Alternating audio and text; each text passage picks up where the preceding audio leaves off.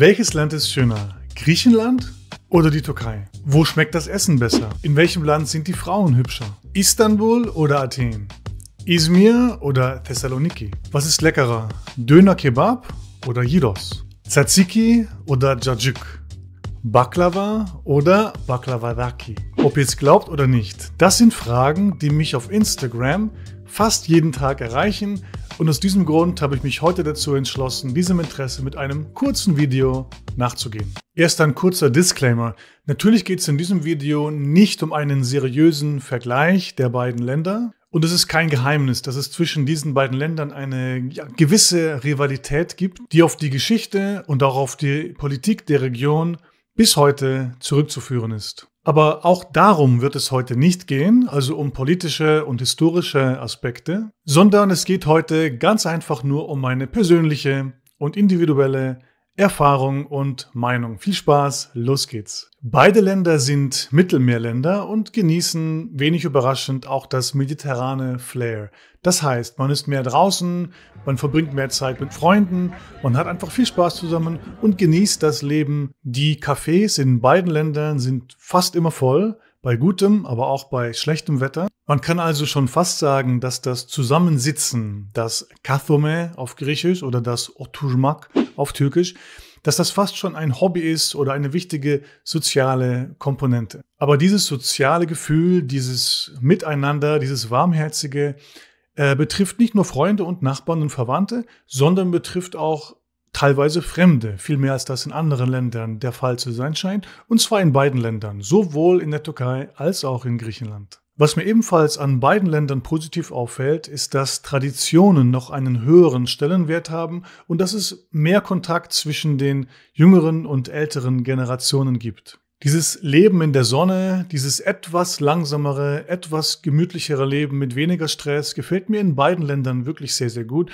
Und es fällt mir hier in dieser ersten Kategorie wirklich schwer, einem Land an diesen Punkt zu geben. Von daher bekommen hier beide Länder den Punkt. In der zweiten Kategorie soll es nun um Natur, Geschichte und Sehenswürdigkeiten gehen. Es geht also ganz grob gesagt einfach darum, was haben diese Länder für Touristen zu bieten. Wenn also ein Deutscher oder meinetwegen auch ein Chinese oder ein Japaner in diese Länder reist. Griechenland gilt ja bekanntlich als die Wiege der westlichen Zivilisation und hat aus historischer und kultureller Sicht eine immense Bedeutung für Europa. Wer an Dinge wie Demokratie, Philosophie, aber auch an die Anfänge von Kunst und Wissenschaft denkt unweigerlich an Griechenland. Wer sich also für antike Ruinen, Museen, Denkmäler und so weiter interessiert, wie meine Mutter, der kommt in Griechenland ganz auf seine Kosten. In Griechenland gibt es außerdem neben wunderschönen Stränden und Küstenregionen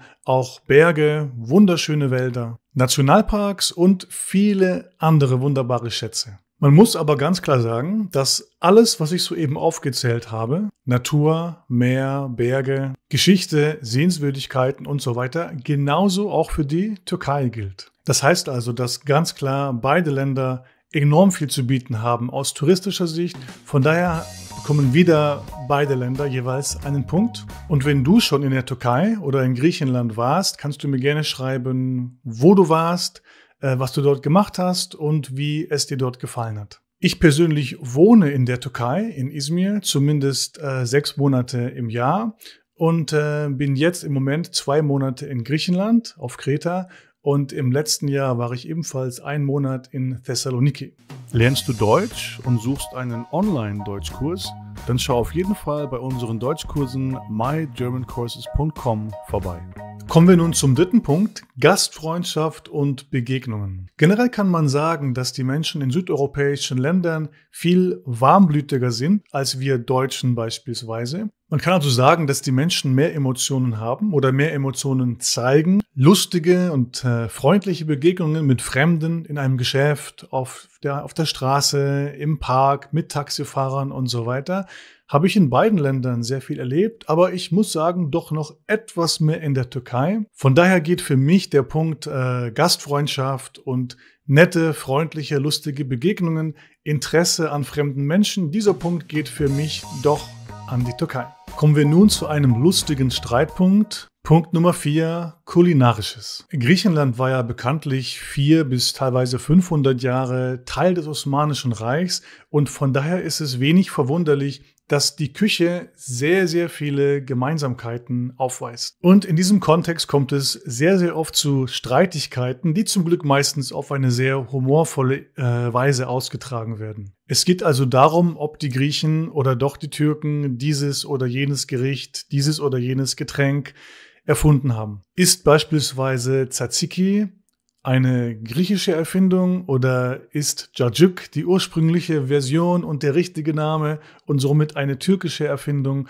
Und wir könnten hier noch einige Stunden über Baklava, Kebab und viele, viele weitere Gerichte sprechen. Die Türken behaupten, und damit haben sie vielleicht nicht ganz unrecht, die Türken behaupten also, dass die Griechen türkische Namen nehmen und das Suffix Aki oder Akia hinten dranhängen und dann behaupten, dass dieses Gericht eine griechische Erfindung sei. Ganz spontan fällt mir ein Dolma und dann heißt es in Griechenland Dolmadakia zum Beispiel. Baklava, Baklavadaki. Baklava is another very nice sweet of Turkish origin. Aslında bu teyite gerek yoktu zira Avrupa Birliği Komisyonu. Aslına bakarsanız bir Osmanlı tatlısı. Greek yogurt, is that acceptable? Absolutely unacceptable. Greek yogurt is Andere Stimmen hingegen sagen, dass das Turkvolk ein nomadisches Volk war, das vor vielen Jahrhunderten die türkische Halbinsel, also Anatolien oder Kleinasien, erobert hat und dass sie dort die Gerichte, die sie schon dort vorgefunden haben, übernommen haben bzw. weiterentwickelt haben. Diesen Streit können wir heute nicht lösen. Ich weiß nicht, wer hier im Recht ist. Und meine Position ist sowieso, dass es mir persönlich relativ egal ist, wer es erfunden hat. Hauptsache, ich kann leckere Gerichte finden. Und die kann ich in beiden Ländern finden, sowohl in der Türkei als auch in Griechenland. Ich möchte dennoch hier meine persönliche Meinung zu einigen Punkten sagen. Denn neben wirklich vielen Gemeinsamkeiten, leckerem gegrillten Fleisch, leckerem Fisch, frischem Obst und Gemüse, gibt es doch auch einige Unterschiede. Und zwar das türkische Frühstück, das große, reichhaltige, abwechslungsreiche türkische Frühstück ist ganz anders als das Frühstück der meisten Griechen. Die Türken lieben außerdem Tee und als zweites Lieblingsgetränk Ayran. Das ist ein Joghurtgetränk. Abgesehen davon ähneln sich die Küchen wirklich sehr. Meiner Meinung nach ist der Käse, beziehungsweise sind viele Käsesorten und auch der Salat etwas besser in Griechenland. Das Fleisch und die Meze finde ich hingegen leckerer und frischer in der Türkei. Und da der letzte Punkt, die beiden letzten Punkte für mich persönlich wichtiger sind, geht für mich der Punkt Essen auch an die Türkei. Kommen wir nun zum 5. Punkt, und zwar Frauen. Ja, in welchem Land sind die Frauen jetzt schöner? Das ist eine Frage, die ich natürlich hauptsächlich von Männern sehr, sehr oft gestellt bekomme, von Freunden wie auch auf Instagram. Und hier kommt meine ehrliche Antwort. Die Wahrnehmung von Schönheit ist natürlich rein subjektiv. In jedem Land der Welt gibt es sehr hübsche, sehr attraktive Frauen. Und die Vielfalt, die Einzigartigkeit der Menschen, somit auch der Frauen, ist etwas ganz Besonderes, was wir feiern sollten. Und wir sollten Frauen nicht auf ihr Äußeres reduzieren. Dennoch möchte ich die Frage ganz kurz beantworten, denn ich denke, dass die Frage völlig legitim ist. Auch Frauen sprechen darüber, in welchem Land sie die Männer attraktiv finden. Das ist, glaube ich, völlig normal, wenn man diese Frage mit Respekt beantwortet. Und das versuche ich jetzt zu tun. Also wenn ihr mich gefragt hättet, Griechenland oder Schweden beispielsweise, hätte ich ganz klar und ehrlich Griechenland gesagt, da ich persönlich mehr auf den mediterranen, dunklen Typ stehe.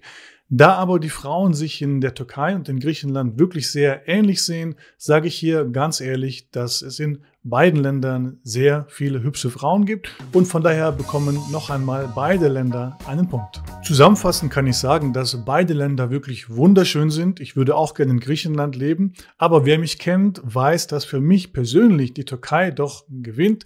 Kein Wunder, denn nicht umsonst wohne ich auch in der Türkei. Ich wohne da seit Herbst 2021 und meine Geschichte kannst du dir sehr, sehr gerne in diesem Video unten in der Beschreibung anschauen.